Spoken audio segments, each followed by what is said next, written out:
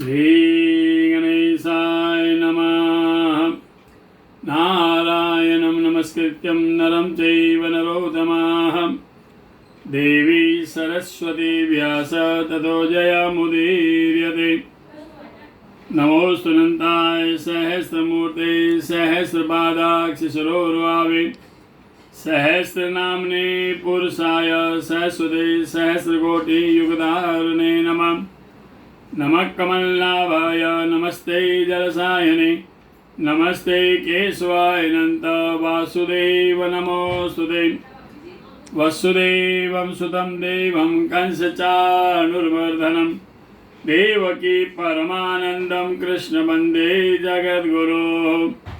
गुरु ब्रह्मा गुरुर्विष्णु गुरुर्देवो महेश्वर गुरुर्साक्षात् परब्रह्मा श्री गुरुवे नमः। अथ श्री चंदन षष्ठी व्रत उपछत्रवत कथा प्रारभ्यते। श्री सुतोवाच।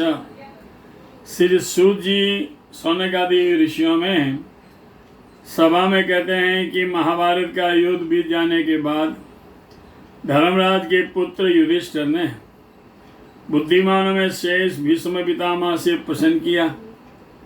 युधिष्ठिर कहते हैं कि अति पुण्य का फल देने वाला, स्त्रियों को नरक से उद्धार करने वाला ये चंदन षष्ठी का व्रत जैसा आपने पहले सुना है वैसे कृपा करके मुझे बताइए। तो भीष्म पितामह जी बोले कि भगवान विष्णु के भक्त नारद तीनों लोकों में भ्रमण करते करते एक बार ब्रह्मलोक में चले गए। ब्रह्मा जी को साष्टांग नमस्कार किया, आसन पर बैठ गए और ब्रह्मा जी से प्रश्न किया कि हे चतुर्मुख ब्रह्मा, कौन उत्तम धर्म करने से मनुष्य का जन्म श्रेष्ठ कुल में होता है और उत्तम फलों का देने वाला कौन सा व्रत है, सो कृपा करके मुझे बताइए। हे पितामह, स्त्रियों के नरक से बचाने वाला, सुख सौभाग्य और सुख भोग तथा मोक्ष देने वाला जो उत्तम व्रत हो वो मुझे कहिए। तो ब्रह्मा जी ने कहा कि नारद, चंदन षष्ठी का व्रत करने वाले नरकों में तथा कुओं में कभी नहीं जाते। नारद जो कहते हैं अत्यंत पवित्र पुण्य को देने वाला चंदन षष्ठी का व्रत पूर्ण रूप से कहिए, मुझे सुनने की अभिलाषा है। तो ब्रह्मा जी बोले, उत्तम स्त्रियों को करने योग्य व्रत में कहता हूँ गंगा, सरस्वती, रेवा, पार्वती, देवकन्या और उर्वशी, इंद्राणी, अहल्या, गौतमी, सांडल्य, रोहिणी, लक्ष्मी, तारा, रंभा, तिलोत्तमारी, ये सब और भी महासती स्त्रियाँ विष्णुपुर में निवास करती है। सब इस चंदन षष्ठी की कथा को विधि पूर्वक सुनती हैं।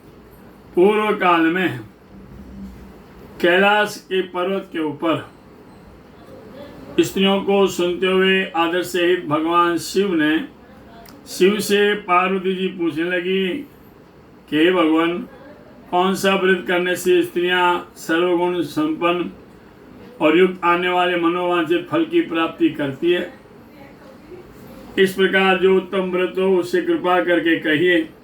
तो भगवान शिव जी कहने लगे कि हे पार्वती, स्त्रियों को सदकल्याण करने वाले इस उत्तम व्रत को विधि पूर्वक कहता हूँ। भादव मास में कृष्ण पक्ष की षष्ठमी, हे प्रिय, उस दिन स्त्रियों को चाहिए कि संसार की वासना से मन को एकत्रित करके सुख भोग और मोक्ष देने वाले उत्तम व्रत को करें। हे महाभागे, इसकी कथा को ध्यान लगा सुनो। मालवा प्रदेश में चित्रकूट पर्वत पर संगवेद को जानने वाले एक ब्राह्मण रहता था। उस समय उसके बाग में श्रीधर नाम का एक ब्राह्मण कहीं से आकर रहता था। उसके पुण्य युक्त तिथि में पितरों का प्रिय श्राद्ध काल उत्पन्न हुआ। आश्वज के कृष्ण पक्ष में पितरों की तिथि में उस श्रीधर ब्राह्मण ने अन्य ब्राह्मणों को निमंत्रण दिया और अपने आप पाक रसोई बनाने लगा। उस ब्राह्मण के निमंत्रण में मुनियों में पुराण वक्ता वेद व्यास, महर्षि वाल्मीकि, पराशर, गौतम, गर्ग आदि बड़े बड़े श्रेष्ठ मुनिगण वहां पर आए। ब्राह्मण की पत्नी अत्यंत शुभ लक्षणा रूपवती थी। पतिव्रता में जो गुण होते हैं उन सब गुणों से युक्त थी। ब्राह्मणी संपन्न थी। ऐसी उत्तम स्त्री से एक दिन ब्राह्मण ने कहा कि प्रिय, हमारे वचनों को सुनो।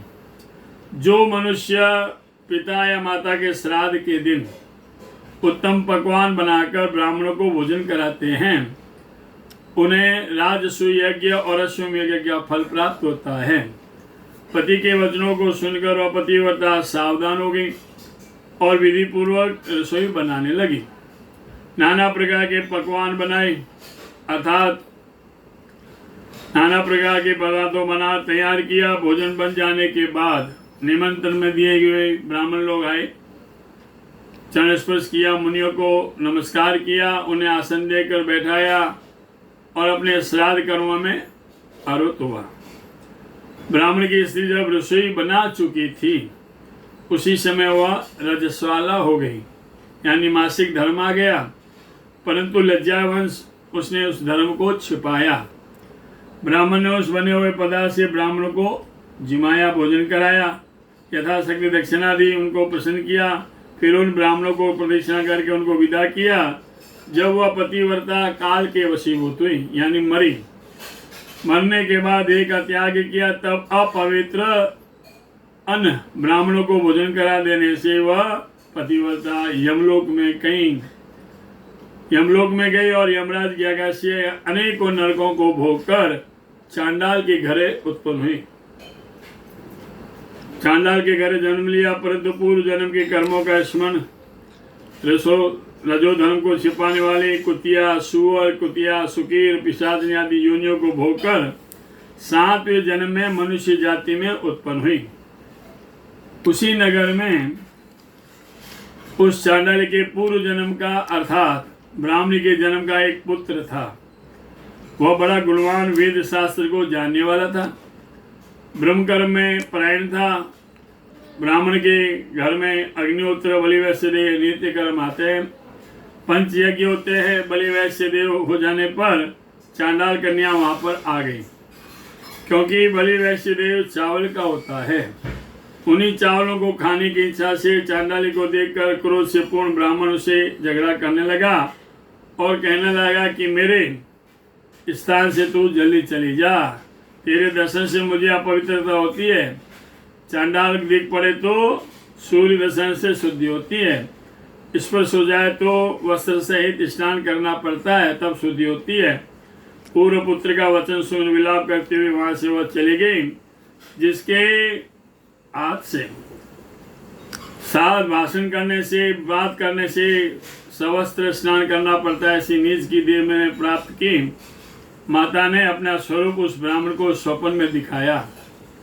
हे पुत्र, सोते हो या जागते हो, अत्यंत घोर नरक में पड़ी हुई दुख भोग रही हूं मैं। माता के वचनों को सुनकर वह पुत्र विनय पूर्वक बोला कि हे माता, चांडाल के इस नीच कुल में तेरा जन्म किस पाप से हुआ? मेरे को बड़ा आश्चर्य हुआ, इसका कारण कहो। उसकी माता ने कहा, तेरे पिता ने अपने पितरों का श्राद्ध बड़ी भक्ति भाव से किया, अपने उसमें विघ्न पड़ गया। भोजन बनाते समय रसवाला हो गई, मैं रजस्वाला हो गई, वह माप मैंने छिपा लिया। हे पुत्र, उसी पाप के कारण मुझे योनि मिली है और यम की आज्ञा से घोर नरकों का दुख भुगताना पड़ा। यह सुनकर पुत्र ने कहा, किस व्रत, यज्ञ, दान आदि शुभ कर्मों से आपका मोक्ष हो जाएगा, सो मुझे कहिए, मैं अवश्य यत्न करूंगा। माता ने कहा, हे पुत्र, भाद्रपद में कृष्ण पक्ष की षष्ठी को, जिसको चंदन षष्ठी कहते हैं, व्रत सब तिथियों में उत्तम है। उस चंदन षष्ठी का व्रत करके ब्राह्मण के समीप उनका पुण्य आदि मुझको दे दो, मेरा उद्धार हो जाएगा। इस प्रकार दुख से पीड़ित अपनी माता को उसने देखा। तब पुत्र शैया से उठा और स्वप्न के वचनों को स्मरण करता हुआ विचारने लगा, तपस्या और व्रतों से भी श्रेष्ठ चंदन षष्ठी का व्रत कहा है। तो वह ब्राह्मण मुनियों की आज्ञा से स्नान करके 3 बार उच्चारण के चंदन षष्ठी के व्रत का फल अपनी माता को दिया। उसी पुण्य के प्रभाव से चांडाल योनि में प्राप्त हुई ब्राह्मण की माता स्वर्ग लोक में चली गई। संध्या में और भी जो स्त्रियां इस चंद्र षष्ठी के व्रत को करेगी उसका दुख दुष्ट कुल में कभी नहीं होगा। जन्म नारद जी ने पूछा, इस चंद्र षष्ठी व्रत का विधि क्या है, मंत्र और नमस्कार क्या है और किस देवता की पूजा होती है, यह मैं आपसे पूछना चाहता हूँ। तो ब्रह्मा जी कहते हैं, केसर युक्त चंदन, समय पर मिलने वाले फल और फूलों से, कर्पूर तथा रक्त चंदन, धूप दीप से, देने वाले नैवेद्य से पहले प्रातःकाल सूर्य भगवान को विधिपूर्वक पूजा करें। फिर अनार, अंगूर, नारियल आदि फलों से उदय काल में अर्घदान करें। जितेंद्रिय अर्थात अपनी इंद्रियों को अपने वश में रखकर संध्या के समय स्नान करें। स्नान के लिए नदी, तीर्थ, तालाब, बावड़ी जो जलाशय मिले उन पर यथावधि स्नान करें और जलाशय पर न जा सके तो शुद्ध जल से घर में भी स्नान करें और बहुत सारी स्त्रियों के सहित आचार्य के स्थान पर जाएं और तांबे की मूर्ति बनावे अथवा खेर की लकड़ी पर अष्टदल कमल बनावे, उस पर वरुण आदि देवताओं का पूजन करें। वरुण, सूर्य, वेदांग, धाता, इंद्र, रवि, गविष्ठ, अर्यमा, स्कंद, सविता, दिवाकर, ये 12 नाम सूर्य के हैं। 12 सूर्य कश्यप जी के उत्पन्न हुए हैं।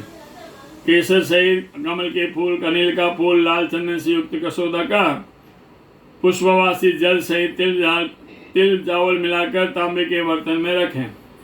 ऋषिकेश भगवान इंद्रियों को स्वामी सूर्य के नाम मंत्र से पूजा करके लाल चंदन मिले हुए जल में से 12 अंजलि जल सूर्य के 12 नामों से देवे।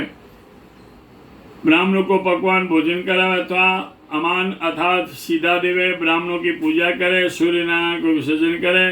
चंद्रोदय के समय स्नान करके कोरा वस्त्र से ढके हुए अर्घ में श्वेत चंदन दूध डालकर चंद्रमा को अर्घ देवे और प्रार्थना करे, क्षीरोदर्पण संभूता इस मंत्र से पढ़कर अर्घ देव अर्थात क्षीर सागर से उत्पन्न अत्रि गोत्र वाले हे सोमराज, हे चंद्रमा, ये अर्घ आप स्वीकार कीजिए। गेहूं के आटे का पकवान आदि बनावे, गाय के दही, दूध, घी, मिठाई आदि का भोजन करे, छौर पदार्थ न खावे और उसके बाद में उद्यापन करे। ब्राह्मणों को जूता, वस्त्र आदि यथाशक्ति दक्षिणाएं देकर भोजन करावे। जो पकवान न भोजन न करे तो उसको अनाथ तथा सीधा देवे। सूर्य की पूजा के संपूर्णता सिद्धि के वास्ते ब्राह्मणों का वचन लेवे अर्थात ब्राह्मण लोग कहे कि आपकी हुई चाहिए चंद्र षष्ठी पूजा संपूर्ण हुई। इस प्रकार कथा को पढ़ने और सुनने से 100 गौदान का फल मिलता है। इस लोक में सुख और परलोक में परम पद की प्राप्ति होती है। जय जय भविष्य पुराने चंद्र षष्ठी व्रत कथा योग संपूर्णम। श्री कृष्णार्पणमस्तु। अबूबछर की कहानी, एक साहूकार 7 भाई थे।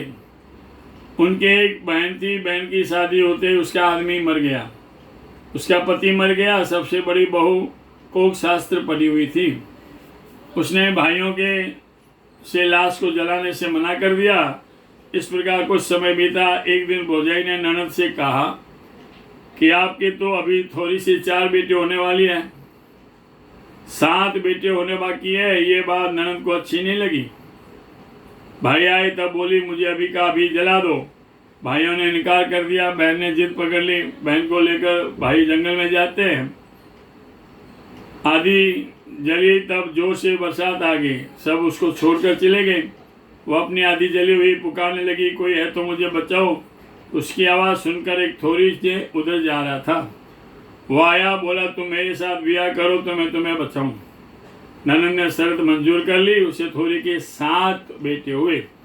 इधर भौजाई ने उपचर का उच्चारण किया। उसने अपने पति से कहा कि आप सारे नगर के न्योता दीजिए और नगर के बाहर उस थोड़ी को भी कह दीजिएगा कि वो अपने बर्तन लेकर आए। दूसरे दिन बहन परिवार सहित जीवने आई। सब ने अपने बर्तन धोकर रख दिए। रात में पति पत्नी छत पर चांद की रोशनी में घूमने लगे। बर्तन सोने की तरह चमक रहे थे। पत्नी ने कहा कि आपकी बहन और भांजे जिम कर गए। मैंने तो पहले ही कहा था कि 7 बेटे होंगे। दूसरे दिन थोड़ी के घर जाने पर बहन ने भाइयों से कहा कि आप लोग तो मुझे अधिक जल छोड़ आ गए। बरसात आने पर मैं चिल्लाने लगी। थोड़ी ने मुझे बचाया तो उसके बदले में मुझे उससे शादी करनी पड़ी। अब भाइयों को बहन के प्रायश्चित की चिंता हुई। इस पर बड़ी बहू ने कहा, 7 समुद्र पार एक सोमा धोबिन रहती है, यदि वो अपना धर्म दे दे तो पाप उतर सकता है। भाई बहन घर से निकले, एक पेड़ के नीचे विश्राम किया। उस पर एक चकवा चौकी रहते थे। वे आपस में बात करने लगे, इन दोनों को 7 समुद्र पार जाना है। यदि ये दोनों सांप को मारकर हंस हंसनी के बच्चों को बचा ले तो उन्हें सोमा धोबिन के घर पहुंचा देंगे। सारी बातें सुनकर भाई पेड़ के नीचे जाकर बैठ गया जिस पर हंस हंसनी बैठे थे। जब सांप भूमि से निकल आया तो कटार से उसके 2 टुकड़े कर दिए। हंस और हंसनी जब अपने बच्चों को जीवित पाया तो वे बहुत खुश हुए। भाई ने उन्हें सारी बातें बताई। 7 समुद्र पर जाने के लिए हंस पर भाई बैठ गया और बहन हंसनी पर बैठ गई। वहां जाकर देखा धोबिन के घर बहुत सारी लड़ाई झगड़ा हो रहा है। औरतें तो घर के काम के लिए लड़ती थी, भाई दुकान के काम के लिए लड़ते थे। दोनों भाई बहन वहां जाकर छुपके छुपके काम करने लगे। घर में शांति रहने लगी। एक दिन सोमा धोबिन ने बहू से बोले कि आजकल तुम लोग झगड़ती नहीं हो, सब बहुत प्रेम से काम कर रही हो। बहू ने बोली, काम तो सब किया हुआ मिलता है, हम क्यों झगड़े। यह सुनकर सोमा धोबिन ने पता लगाने के लिए अंगुली काट कर रात को बिताने का विचार किया। देखा सुबह 4 बजे एक स्त्री आई। उसने घर का पूरा काम किया और जाने लगी। तब सोमा धोबिन ने उसे रोक कर सारी बातें पूछी। उसने कहा, तुमने सारे हमारे घर का इतना काम किया, तुम्हारे हम पर रहने हैं, तुम्हें जो चाहिए मांगो। सोमा धोबिन ने के वचन दिया। बहन बोली कि मैं शेठ की लड़की हूँ। अजली मुझको बचाने के लिए थोड़ी आगे आया, इससे मुझे उसके संग ब्याह करना पड़ा। अब थोड़ी सी मेरा उद्धार तब हुआ जब कोई मुझे 27 वर्ष एक लिंग उपचर के व्रत का फल देगा। तब सोमा धोबिन बोली, मैंने 27 वर्ष एक लिंग उपचर का व्रत किया है। सूर्यास्त होने से पहले मैं व्रत नहाकर खड़ी हो जाती थी, कोरे कपड़े पहनती थी, लाल किनारे की साड़ी पहनती थी, चंद्रमा को अर्घ देकर रात में भोजन करती थी। ऐसे किए हुए उपचर के व्रत का फल हाथ में जल लेकर संकल्प करके धोबिन ने आशीर्वाद दिया कि अब तुम्हारा थोड़ी से खोलिया छूट गया। इस प्रकार उपचर के व्रत के प्रभाव से उसका उद्धार हुआ। हे भगवान, जैसे भाई बहन की लाज रखी वैसे ही सबकी लाज रखना। श्री गणेशाय नमः। सुधर्मो राघवंशो अधर्मो दस्करंजरा एवं वदन्ति लोकानां यतो धर्मस्ततो जय। तिथिवारं च नक्षत्रं योगं करणमेव च पंचांगम श्रुते नित्यम गंगा स्नानम फलम लभेत। आज आकर के ठाकुर जी रहे भादवर है कृष्ण पक्ष रे पंचमी में षष्ठी चंदन षष्ठी व्रत शनिवार मिश्र चंद्रमा सारे दिन चंदन षष्ठी व्रत चंद्रोदय रात्रा 10:15 10:15 में चंद्रमा ओगसी। मंगलम भगवान विष्णु मंगलम गरुड़ध्वज मंगलम पुंडरीकाक्ष मंगलायस्तनो हरि। कृष्ण जन्माष्टमी सोमवार